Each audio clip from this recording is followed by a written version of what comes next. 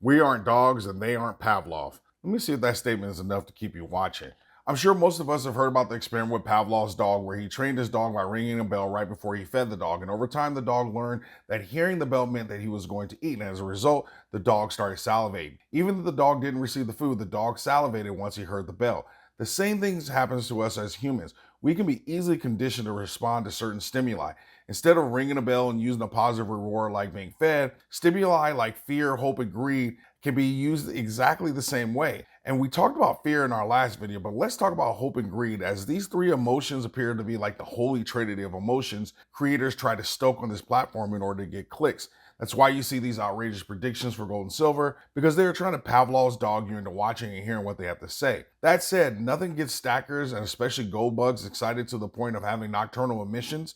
Some of y'all will get that reference later. Where was I? Oh yeah, nothing gives a second community nocturnal emissions like mentioning sound money and going back to a gold back standard. For a large number of us in the community, this topic gets us salivating like Pavlov's dog. We saw this after Russia invaded Ukraine, when people started talking that nonsense about Russia pegging the ruble to gold. Clearly that didn't happen. Then people went insane over the talks of the BRICS gold-backed currency, and that was used over and over again as a reason why people need to urgently buy more gold and silver before it becomes unobtainium. You guys remember all those videos? Now, I know none of us at Stackers University went for all that hype, because I am certain we have the smartest viewers on YouTube. Regardless, with today being the last day of the BRICS Summit, and this meeting essentially being a box office dud like the Jungle Cruise film with The Rock, for all that we heard over the last year or so, and for all the hot smoke blown by the folks hyperventilating that this was all going to be the end of the dollar and gold prices were going to go crazy because of this gold-backed currency and all the central bank buying, few of those so-called pontificators actually considered that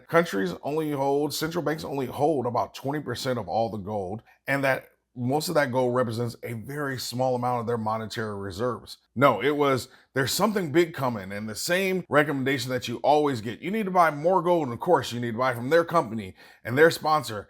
And all this jibber jabber ended up being like a constipated fart. You know, a lot of noise, but no real substance. So let's take stock of the BRICS meeting real quickly. Putin's in Russia, afraid to attend because he might be arrested for war crimes. Xi didn't attend after all or deliver his speech. Russia was clearly pushing a propaganda about the gold BRICS currency, and that was going to be discussed at the meeting, only to have South Africa come back and say that that's not true. In fact, that it wasn't even going to be an agenda. Instead, we got other countries like India saying that it's not about new currency, it's about increasing trade in a multipolar world. And don't forget that talk about one brick was supposed to be pegged to 1 ounce of gold, and that a brick was actually not going to be currency, but it was going to be used maybe as a way to balance trade deficits, but the gold wouldn't actually trade hands. I'm not the smartest guy in the world, but dang, I am confused about what's going on with the BRICS, folks. And the crazy part is they seem just as confused as I am. Yet somehow we're supposed to believe that these countries, many of which are former or current rivals with competing interests, are going to band together overnight and create a currency that is going to almost instantly dethrone the dollar. Just say it with me. Come on, man. The worst part of all this is my main point for this video. All of this actually hurts us as gold and silver investors. Gold and silver don't need hype man or hype women. Gold and silver don't need a quote unquote hard sell. Either you understand the true value of money in the form of gold and silver, or you don't. My frustration is that all this hype hysteria and unfounded claims only makes it harder for real investors like us. I don't want weak hands holding gold and silver, trading in and out of paper ETFs like they changed their socks, ultimately driving the price down. Just like we've seen over the last 3 months or so, as money has significantly moved out of metals and into other areas. I don't want people buying metals because they are supposed to shoot the moon in 90 days. This nonsense creates unrealistic expectation, a trader's mentality, and adds to people thinking investments like cryptos are the new gold and silver, and they're just not.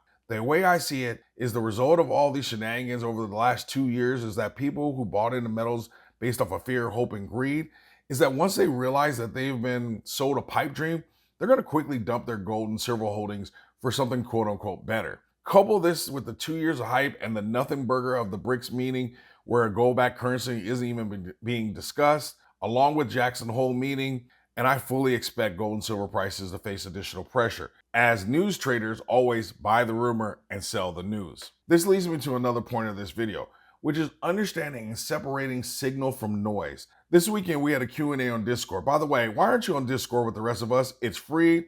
and a great way to develop a community of like-minded investors. We offer additional content and it's free regardless. During Sunday's Q&A, I talked to the group about predictions or forecasting. And the reality is it's not so much about the prediction as it is about the thought process and information you use to come up with your determination or prediction. The reality is that I could simply be wrong about what will happen next week. But what really matters is what information we use to base our decisions off of, because not all information is created equally. I want to share a great book with you called The Signal and the Noise by Nate Silver. You gotta love that last name. That aside, everything we do on this channel is about trying to help you be a better stacker, but also a better person and a better investor. This concept of signal versus noise is something that has had a tremendous impact on every aspect of my life. In a nutshell, signal is considered the truth and noise is the distraction. The author makes this point that the amount of info created and shared continues to grow exponentially.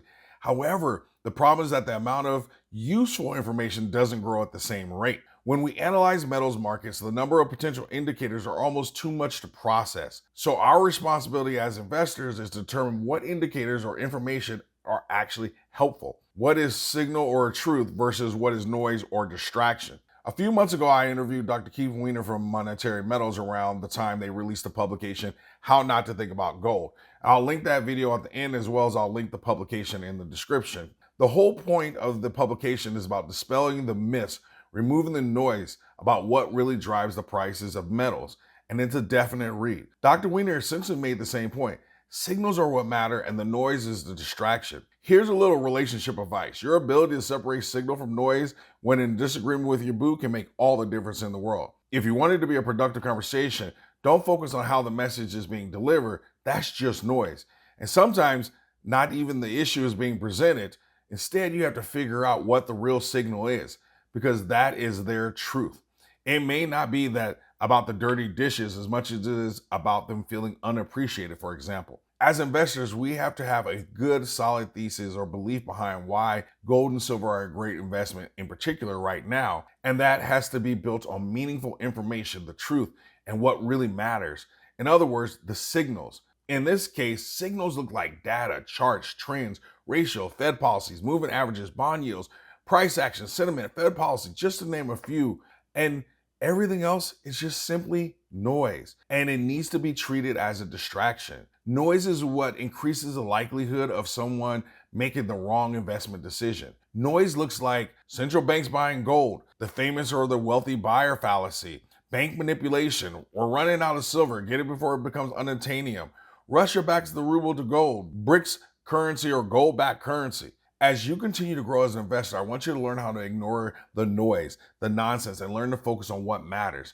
I just mentioned this, but please tell me what central bank buying really has to do with the price of gold. It's not like they're buying on the retail exchanges with us. Also, in order for them to buy, doesn't someone have to be selling? Well, then who's right? What does a billionaire buying overpriced eagles have to do with your investment thesis or the price of metals? Does that mean that the billionaire is smarter than you because they're a billionaire? Or does that make them more knowledgeable? In order to be a successful investor, you can't be like a sponge and just suck up whatever liquid you're exposed to. You need to have a filter. You have to remind yourself that correlation is not causation, and learn to think in probabilities or the likelihood of something happen. And almost more importantly, and most importantly, you have to constantly adjust your position when new evidence is available. Nothing taught me the importance of this skill like playing poker. Just because you start with pocket aces doesn't mean you've already won or will win the hand. Learn to look for the confluence, as confluence of information is not the same as convergence of information. Once all this hype around the BRICS settles down and people realize the BRICS gold-backed currency is highly unlikely, what happens to the marginal buyer who bought gold and silver because they were convinced that the BRICS were going to have this tremendous impact on the price of gold? When those people realize that it's truly a nothing burger, those weak hands will simply sell the news after buying the rumor. Gold and silver are perfect the way they are, and we don't need all these concocted reasons to justify why we want to hold more. The thesis is simple. As long as countries continue to accumulate debt, run deficits, print money like crazy, battle inflation, and as long as you have a desire to preserve your wealth, protect your purchasing power, have asset anonymity, and insurance in case the world does go crazy, we simply don't need all the other narratives to support why prices should and will be going higher. Signal is the truth we seek, and noise is the distraction we have to avoid. In the comments section, share an example of noise or the nonsense you've heard about precious metals over the time you've been investing. Do you think the BRICS not having a go-back currency is a good or bad thing for metals? Or simply put an A+ in the comment section so everyone knows that you always stack smarter and never stop learning.